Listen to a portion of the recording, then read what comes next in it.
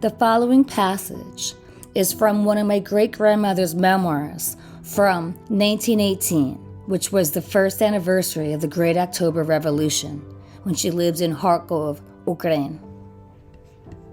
Folks, why are you so unhappy marching in your parade?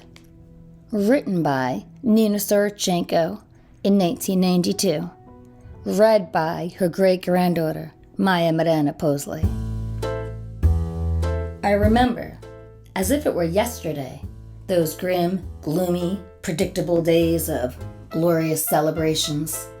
Those spontaneous manifestations identifying the days of national anniversary in the Soviet Union. Such a rush of days.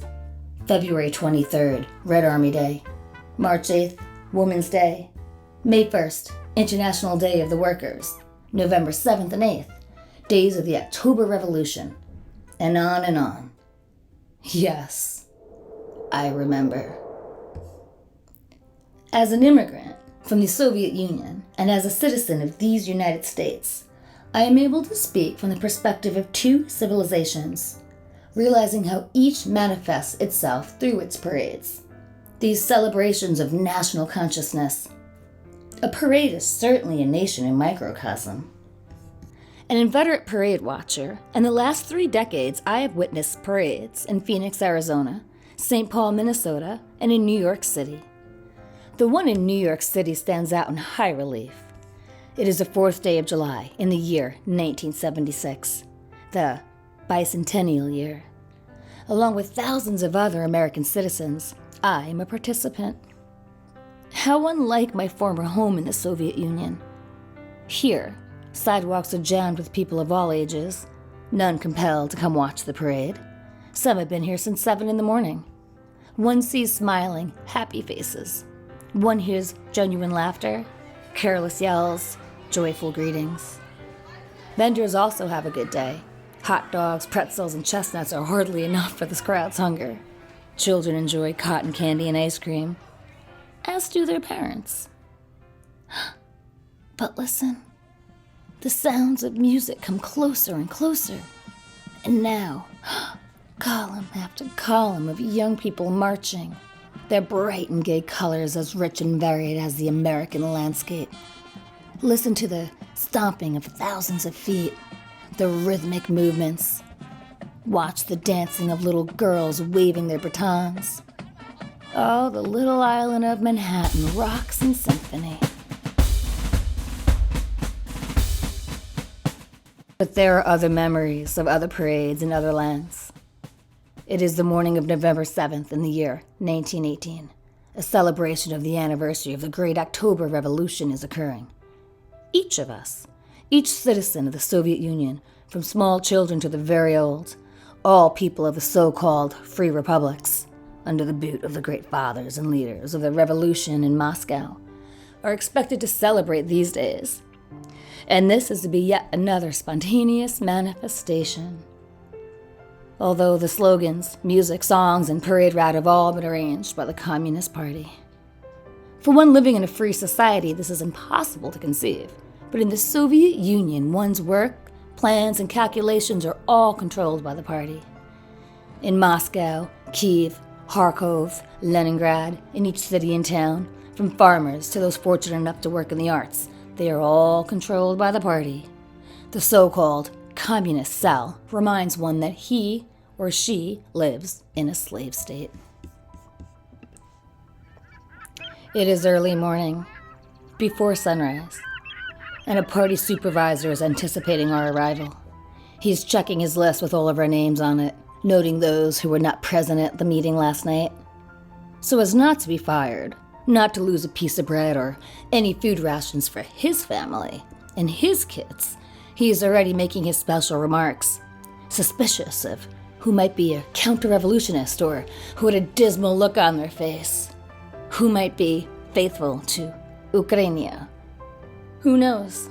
Maybe you're already doomed to step on the terrible path of the GPU, aka the NKVD, Cheka, Secret Police. We wake much earlier than on work days, splash cold water onto our faces, Hot running water was a luxury we could only dream of. Gulp down a crust of bread and yesterday's cold potatoes, all washed down with homemade barley coffee, without sugar or milk. We don our shabby clothes, our suits, dresses, and coats, now years old, now altered, even dyed a new color for the occasion. Moments later, we rush to our places on the street corner where our unit is gathering, our shabby shoes sliding in the mud as we curse, in thought only, these revolutions, celebrations, and parades. In early November, in the Ukraine, the days are already cold. A drizzling rain, followed by snow flurries, the sky gray, heavy. We are hungry and tired, defeated, but must hide it behind perpetual smiles, fashioned for the party leader. He stands there, notebook in hand, chronicling the day and our behavior. He works before the rows of his unit, closely reading our faces. He, or she, oftentimes it is a woman, himself is cold, yet not as hungry as we, and he is warmer and better dressed. His mission is to enforce party discipline. We know in our hearts he stands between us and interrogations, tortures, exiles to Siberia, and even death. Our lives are in his hand, and how well he knows this. So we smile, pretending to be happy, proud to be celebrating the great October Revolution. But in our silence, we remember those taken to forced labor camps and never seen again. I remember my father, shot before my very eyes, because he had no calluses on his palms. And I remember my mother exiled for years to a forced labor camp only because she insisted on keeping an icon of Christ in our home. I hear someone say, "Hey, friend, your eyes are filled with tears. Wipe them fast before he notices. He's getting close." Thank you, friend. And so we stand, hour after hour, waiting for our commands.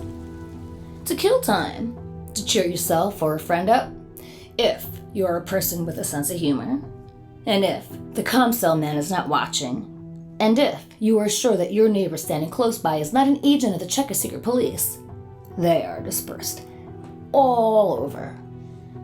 You'll whisper something funny to a friend. Just be careful not to mention the names of our great leaders.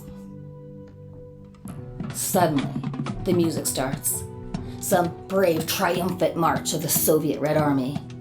The melody and words, all approved by the party. Our column starts to move. At first, the steps are normal, even slow. Our strides stretch longer and longer, and soon we are stomping in the mud, splashing over pools of water, slipping on the cobblestone. The head of your group, the column leader, runs first, every second looking over his shoulder at his group. Ah, how well we are galloping, he smiles. He knows that his people are not running in an organized style, not turning their heads, smiling at the place where our great leaders, the fathers, are greeting columns of happy Soviet citizens in Ukraine, that he will be punished or fired, or put on the special list that no one wants to be on, the dreaded list. So we race ahead, stepping longer and faster, smiles brighter, slogans louder. People are breathless, especially the old and sick, choking, perspiring in the cold. But you don't give in. You keep up in this horrible race. We approach the platform of Communist Party dignitaries and brace ourselves, standing taller, burning our smiles for these supreme statesmen, for these loving fathers, for these party men, members of the Politburo, the supreme policy-making body of the Communist Party. In passing, the column leader sees they are pleased. Ah, such a spontaneous manifestation of love and affection for Mother Russia. His job is secure, at least for the time being. We are finally at our journey's end, out of the town square, and our smiles disappear from our haggard faces. We are tired, cold, emptied, but soon to be free of the party, the Politburo and the column leader and all the rascals, if only for a little while. They will, later this evening, attend a lavish party where caviar and bottles of vodka will be served. We will return to our unheated homes, to our cold potatoes and barley coffee. It is twilight. The lights in town square have been turned on. We are allowed to return to our homes, to our private selves, humiliated, insulted, crushed, despising ourselves. We drag our bones homeward, choking on anger. But there is more. We are obligated to attend this evening's meeting for our work unit, where we will be instructed in the principles of Marxism, Leninism, Stalinism by a guest speaker, by a high-ranking party boss from Moscow, here to enlighten us. My God. Again and again we have to listen to these revelations. Well, this evening, instead of being home with our families, with those who we love, resting after this day of indignation, we will meet at the party hall to be reminded that we are indeed slaves, swearing under our breath, hating more and more this great October Revolution, its leaders, its spokesmen, its instruments of terror. We somehow, after a light supper, all of our suppers are light, drag ourselves to the hall. We enter to the party band playing the International. We remove our caps and scarves and sing our anthem, this song to peasants and workers. There are no other songs or music other than the patriotic ones, praising the fathers of Stalin, the people's beloved leaders. There are no sincere smiles, no spontaneous laughter, no dances, no joy. There are no refreshments, no caviar and vodka. Only the smell of perspiration and coarse, wet wool, the stench of despair. I noticed that my neighbor, a nice man working in our college, was singing the International hymn with such a glorious, patriotic expression on his face, looking extremely happy. I knew him well. He was very critical of the horrors of the Soviet regime.